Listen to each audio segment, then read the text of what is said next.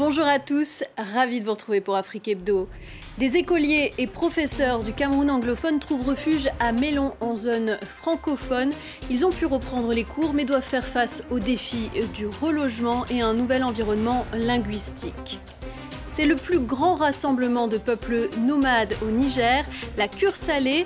Des milliers d'éleveurs Touareg et Peul se retrouvent chaque année à Ingal pour 3 jours de fêtes et d'échanges. Reportage à suivre sur le rituel nuptial du Guéréwol. Pour finir, nous irons à la rencontre des pêcheurs de l'extrême sur les bords du fleuve Congo. Les Wagenya risquent leur vie tous les jours pour quelques poissons.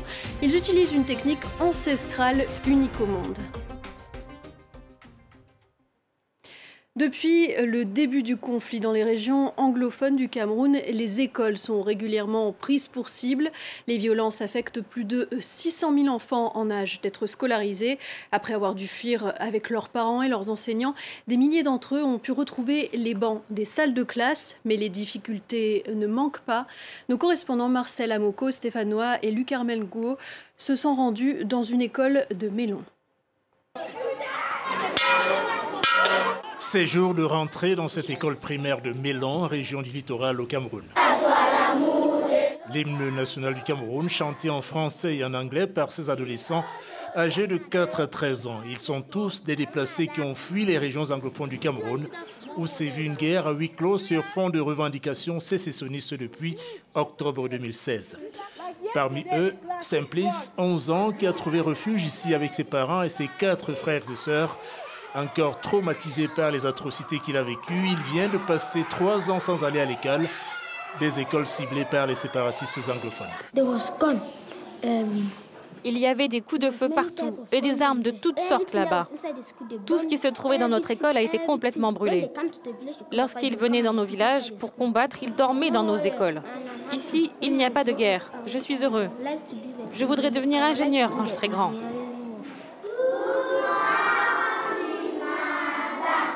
Des élèves encadrés par des enseignantes comme Virginie, elle-même déplacée interne.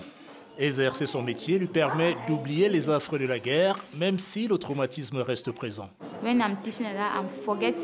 Lorsque j'enseigne, j'oublie le traumatisme. Mais parfois, si j'entends un bruit, je sursaute parce que l'expérience des coups de feu est toujours présente dans mon esprit. Plus de 200 écoles ont été incendiées par les séparatistes anglophones depuis 2016 et un mot d'ordre de ville morte est toujours en vigueur. À l'origine de cette rescolarisation des déplacés internes de la crise anglophone, un bon samaritain installé ici depuis 40 ans. Sa Majesté Alexandre Tatabon, ancien gendarme à la retraite âgé de 80 ans, lui-même originaire de la région anglophone du Sud-Ouest, a créé cette école il y a 5 ans. Il accueille sur ses deniers personnels une 50aine de familles anglophones et se réjouit d'offrir une seconde chance à ses adolescents.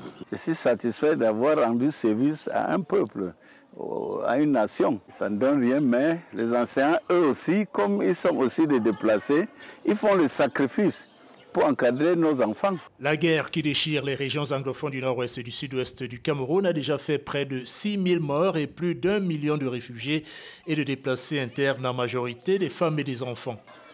C'est l'une des crises humanitaires les plus négligées au monde, selon des ONG locales et internationales.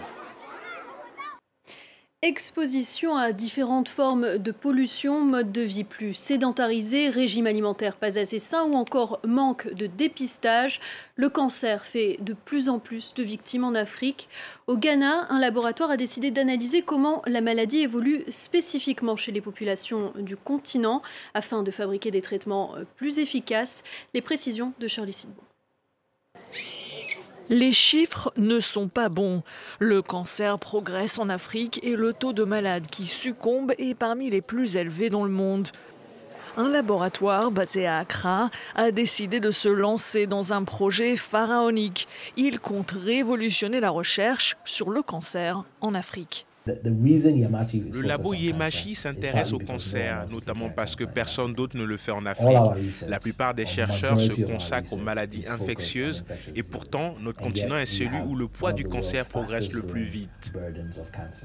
Baisser la mortalité commence par le fait de tester les gens et détecter les cancers très tôt pour qu'ils puissent être traités.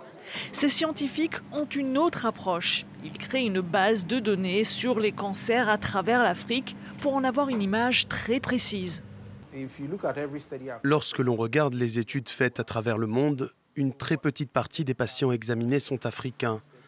Notre but est d'étudier la population africaine. C'est important parce que sans cette étude, nous n'aurions pas assez de données sur le cancer du sein chez les Africains. Rassembler les données est crucial parce que cela va permettre d'ajuster les traitements aux Africains pour plus d'efficacité, plus de vies sauvées. Après le cancer du sein, le laboratoire va se consacrer au cancer chez les enfants. On en vient à ce grand rendez-vous annuel du monde pastoral au Niger, la cure salée. Des éleveurs Touareg et Peuls se retrouvent à Ingal, une zone réputée pour ses pâturages riches en sels minéraux, ce qui explique le nom donné à l'événement. Lors du rituel nuptial du Guéréwol, la femme sélectionne son futur époux. Les hommes arborent pour l'occasion leur plus belle parure et maquillage et chantent devant les membres de leur tribu. Reportage de notre correspondant Harold Girard. Jean Goul se maquille avec attention, corrigé par son camarade. Tous les deux se préparent pour la représentation la plus importante de l'année, le Guéréwol. Ce jeune homme Peul de 25 ans a déjà participé plusieurs fois, mais n'a pas encore atteint son objectif, le mariage avec une femme de son ethnie.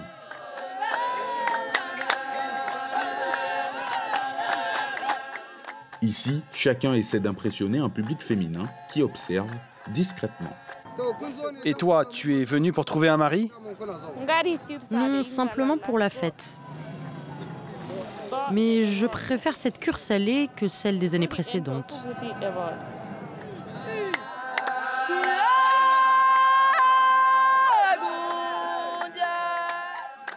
Plusieurs milliers de Peuls éleveurs nomades interrompent leur traversée du pays pour assister à la cure salée.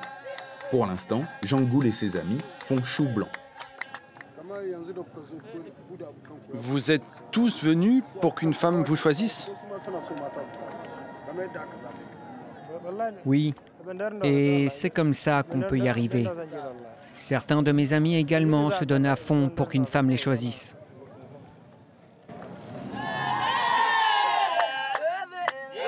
Quelques minutes plus tard, Jean Goul a visiblement tapé dans l'œil d'une des femmes présentes. C'est une cérémonie alors très privée qui s'organise. Nous avons droit à une courte démonstration entre plusieurs hommes et 2 femmes qui mettent encore à l'épreuve les talents de choristes de leurs prétendants.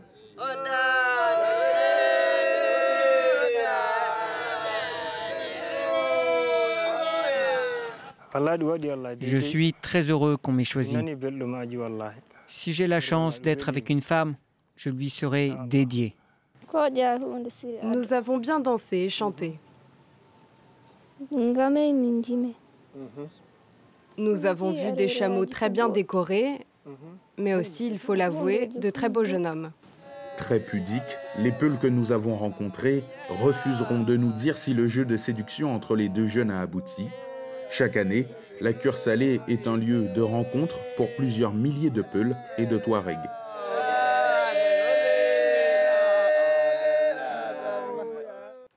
En République démocratique du Congo, des pêcheurs acrobates plongent dans des rapides pour capturer les poissons du fleuve Congo, l'un des cours d'eau les plus puissants de la planète. Les Wagenya utilisent depuis des siècles un ingénieux dispositif d'échafaudage en bois qu'ils manient avec beaucoup d'agilité.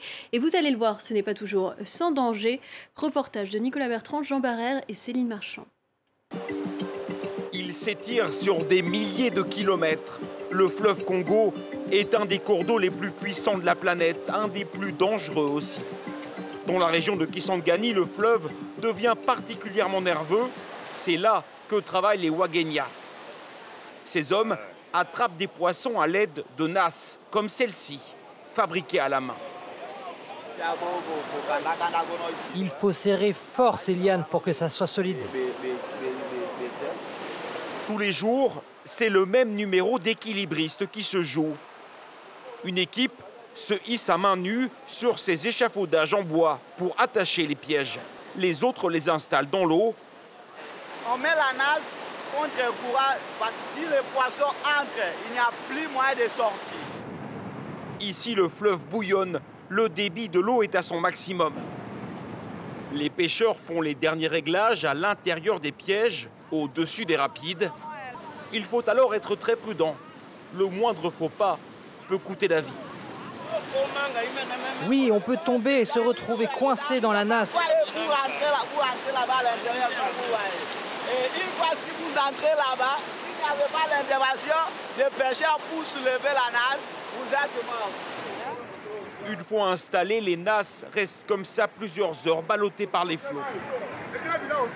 Les Ouaghénias grimpent un peu plus haut et attendent, tels des funambules. Ici, nous ne connaissons que la pêche. C'est notre moyen de subsistance.